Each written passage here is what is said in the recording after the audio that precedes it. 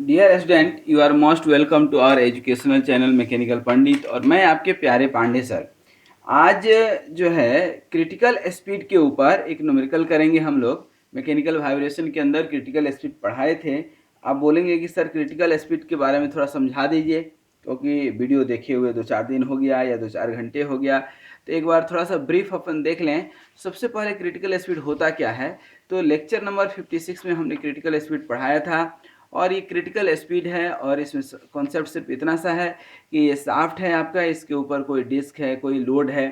ठीक है। और जब ये रोटेट होगा तो शाफ्ट का अपना सेल्फ वेट होगा और दूसरा डिस्क का अपना वेट होगा, जिसके चलते सेंट्रीफ्यूगल फोर्स इसमें प्रोड्यूस होता है। सेंट्रीफ्यूगल फोर्स प्रोड्यूस होगा तो देयर विल बी डिफ्लेक्शन। और ये डिफ्लेक्शन के हिसाब से ही क्रिटिकल स्पीड निकाले थे कि square root G by delta. और ये जो है वह स्पीड है जहाँ पे रेजोनेंस प्रोड्यूस होता है। रेजोनेंस होता है, रेजोनेंस का मतलब है कि वहाँ पे amplitude will be too much high and the disc will fly out. और ये कब फ्लाई आउट होगा, कब बाहर निकल कर भाग जाएगा, जब ये आपका शाफ्ट टूट जाएगा। तो बिल्कुल रेजोनेंस पे शाफ्ट टूट जाएगा। ये जो है हमने एम्पलीट्यूड रेशियो निकाला था एक्स अपन ई। एक्स क्या है, ये डिफ्लेक्शन है किसका, geometric centre of the disc का। और ये है सेंटर ऑफ ग्रेविटी। ये दोनों के बीच के जो डिस्टेंस है एक्स और ई, तो इसका एक रेशियो निकलता है एक्स अपन ई का। और वो ये फार्मूला है आपके पास। ठीक है। इस फार्मूला का अभी हम लोग यूज करेंगे, आप अच्छे से देख लें।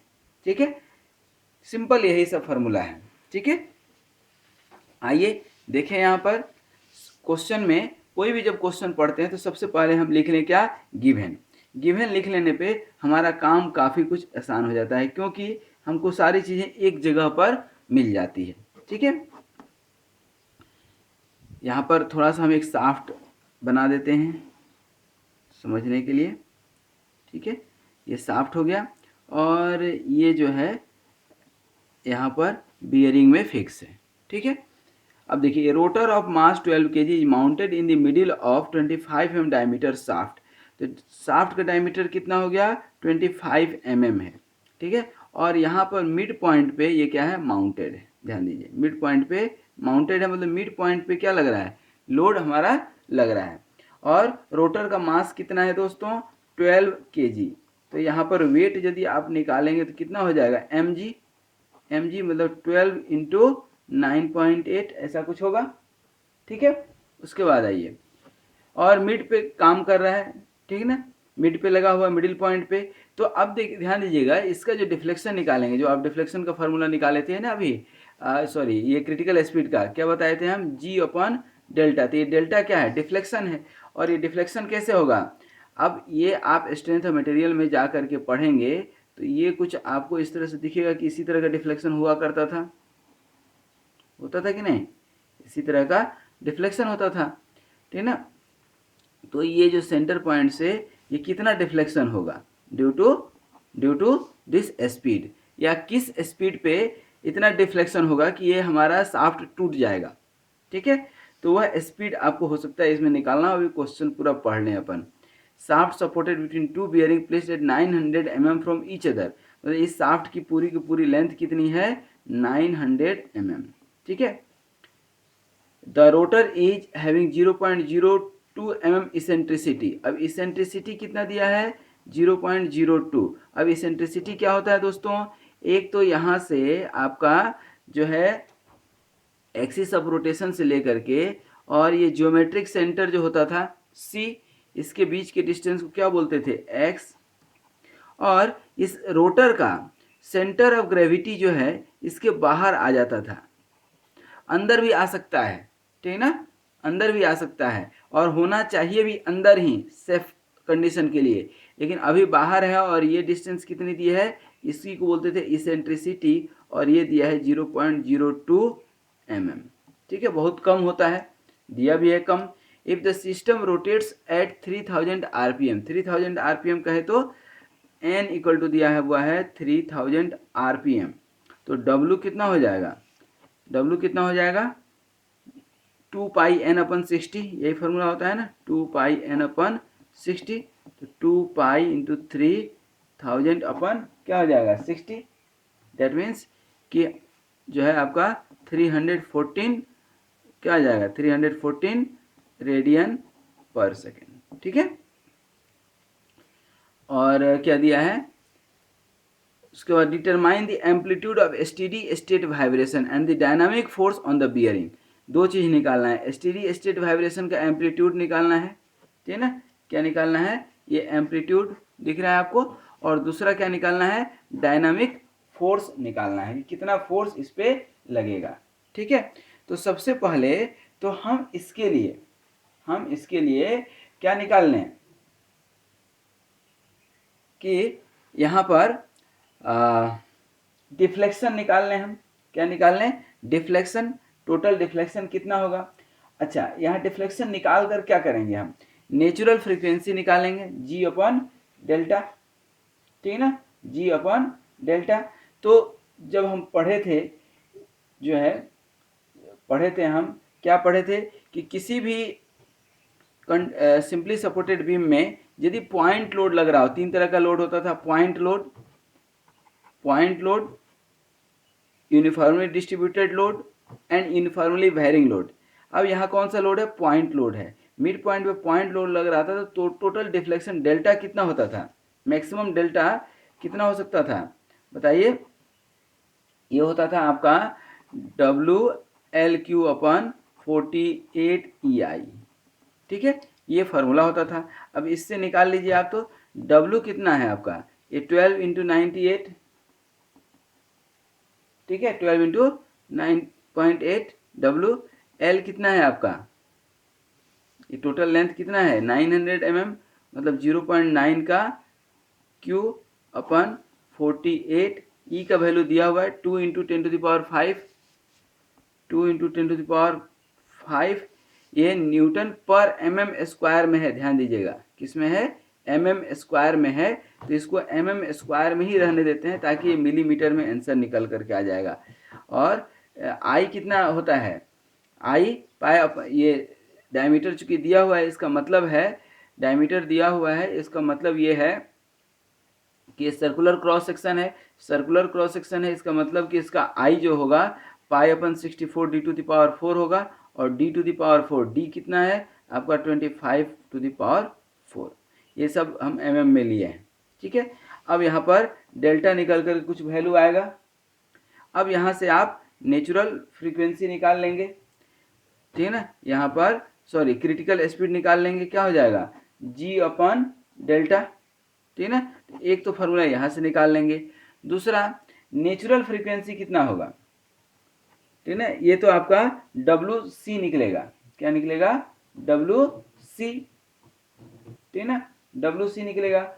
और ये जो है आपका WC जो लेकिन एक तो निकल करके आया था ना, ये तो दिया हुआ WC, यहाँ जो है आपका WC निकालने की ज़रूरत नहीं है, यहाँ पर आपको निकालने की ज़रूरत है WN, नेचुरल फ्रीक्वेंसी, ठीक है, क्योंकि स्पीड दिया हुआ है। तो देखिए, ये तो खैर समझ गए तो अच्छी बात है। अब इससे नेचुरल फ्रीक्वेंसी कैसे निकालेंगे, नेचुरल फ्रीक्वेंसी क्या होता था, K/M। बोलिएगा सर यहाँ स्प्रिंग कहाँ है कि K निकालेंगे, तो स्प्रिंग नहीं है, लेकिन ये K क्या होता था, स्टिफनेस ऑफ द शाफ्ट होता है, क्या होता है, stiffness of the shaft. Stiffness of the shaft कैसे निकाल सकते हैं आप, देखिए यहाँ पर बता देते हैं, स्टिफनेस ऑफ द शाफ्ट कैसे निकलेगा, सेम वही स्टिफनेस ऑफ शाफ्ट, तो के क्या होता था, लोड पर यूनिट डिफ्लेक्शन होता था कि नहीं, और यहाँ पर लोड आप निकाल चुके हैं कितना 12 इंटू 9.8, और ये डिफ्लेक्शन भी आप यहाँ से निकाल चुके हैं, यहाँ से आप डिफ्लेक्शन निकाल लेंगे, यहाँ से डिफ्लेक्शन निकाल करके यहाँ रखेंगे, ये के का वैल्यू निकल जाएगा, और के का वैल्यू यहाँ निकल करके आएगा आपका 2.5 इंटू 10⁵ न्यूटन पर मीटर, ये के का वैल्यू आ जाएगा। तो WN जब आप निकालेंगे, नेचुरल फ्रीक्वेंसी क्या K/M, तो अगेन ये के कितना हो गया 2.5 इंटू 10⁵, और M कितना है आपका, M कितना है 12 kg, M कितना है 12 kg, देखिए यहाँ पर दिया हुआ है, तो 12, इसको आप सॉल्व करेंगे तो you will get here 145 radian पर सेकेंड। तो देखिए, तो ये WN आया 145 रेडियन पर सेकेंड, ठीक है। और W कितना आया था, ये W देखिए यहाँ पर, ये W का वैल्यू 314 आया था, 314 रेडियन पर सेकेंड। फार्मूला क्या होता है क्रिटिकल स्पीड का, ये है आपके पास, ये देखिए, यही है ना क्रिटिकल स्पीड का फार्मूला जो हमने आपको अभी बताया था। और ये फार्मूला हो गया आपका x/e इक्वल टू 1/WC/W का स्क्वायर -1, ठीक है। x ही तो निकालना है हमें, और ये बाई दी वे e का वैल्यू दिया हुआ था कितना, ध्यान दीजिए, e का वैल्यू 0.02 देखिए यहाँ पर दिया हुआ है, और e क्या होता था, यही distance between geometric centre and centre of gravity, ठीक है। तो ये x/0.02 और ये 1/ ये WC कितना है 145, और ये W कितना हो गया 314 का स्क्वायर -1, ठीक ना, ये 145/314 का स्क्वायर -1, ठीक है। अब यहाँ पर आप निकालेंगे तो ये ध्यान दीजिए इसकी वैल्यू जो है निगेटिव में आएगी, क्योंकि 145 तो कम है, ये ज़्यादा है, ठीक ना, तो इसकी वैल्यू निगेटिव में आएगी। और आप फाइनली निकालेंगे x इक्वल टू, तो ये आ जाएगा आपका -2.5 इंटू 10⁻⁻5 मीटर। ये x निकल करके आ गया, क्या निकल करके आ गया, x। तो यहाँ पर आपका x का वैल्यू जो पूछ रहा था, और ये x निकल करके आ गया माइनस में 2.5 इंटू 10⁻5 -5 मीटर, ठीक है। अब ये माइनस साइन क्या इंडिकेट करता है, ठीक है ना, तो माइनस साइन इंडिकेट करता है कि displacement is out of the phase, displacement is out of phase, जो नहीं होना चाहिए, ठीक है ना, वो है, ठीक है ना, that is not in the safe condition, that is not the safe condition. और इसमें एक चीज़ और मांग रहा था, डायनामिक फोर्स, ये भी निकाल दीजिए। डायनामिक फोर्स मतलब क्या, F इक्वल टू क्या होता है K इंटू एक्स, तो F इक्वल टू K कितना वैल्यू निकला था, ये K आप निकाले हैं ना, 2.5 इंटू 10⁻5, 2.5 इंटू 10⁻5, और x का वैल्यू अभी आप निकाले हैं -2.5 इंटू 10⁻5, -2.5 इंटू 10⁻5, तो ये 2.5 कितना हो जाएगा 6.25, ठीक है ना, तो 6.25। और बाय द वे ये निगेटिव या पॉजिटिव से इसका कोई लेना देना नहीं है, ये ध्यान रखिएगा। ये तो लोड है, निगेटिव यहाँ साइन इंडिकेट सिर्फ यही करेगा आपका कि ये जिस डायरेक्शन में एज्यूम करके चले थे उस डायरेक्शन में न लग करके दोनों अलग अलग साइड लग रहा है, पहला चीज़। दूसरा चीज़ कि लोड लग कहाँ रहा है, तो ये ध्यान दीजिएगा, लोड कहाँ लग रहा है, मिड पॉइंट पे। तो सपोर्ट रिएक्शन यदि आपसे कोई पूछता है कि दोनों बियरिंग पे कितना होगा, तो दोनों बियरिंग पे कितना हो जाएगा, ये डिवाइडेड बाई 2 कर देंगे, तो 3.14 जो है न्यूटन ऑन ईच बियरिंग निकल जाएगा। तो ये सब छोटे छोटे क्वेश्चंस हैं, लेकिन बड़े ही कॉन्सेप्चुअल हैं। आपके यूनिवर्सिटी एग्जाम में इसी तरह के क्वेश्चन बार बार पूछे जाते हैं, that you have to solve it. तो thank you very much for watching this video, and what do I hope कि ये वीडियो आपके काफ़ी काम आएगा, क्योंकि ये सब न्यूमेरिकल जो है बहुत कम जो है देखने मिलता है। यूट्यूब पे कॉन्सेप्चुअल वीडियो बहुत सारे मिल जाएंगे, लेकिन न्यूमेरिकल जो है बहुत कम मिलते हैं। तो हमारे साथ जो भी हम न्यूमेरिकल करते हैं इसके ऊपर आप भी ध्यान दीजिए और सबको सॉल्व कीजिए। Thank you very much once again, and be healthy, happy and keep smiling please.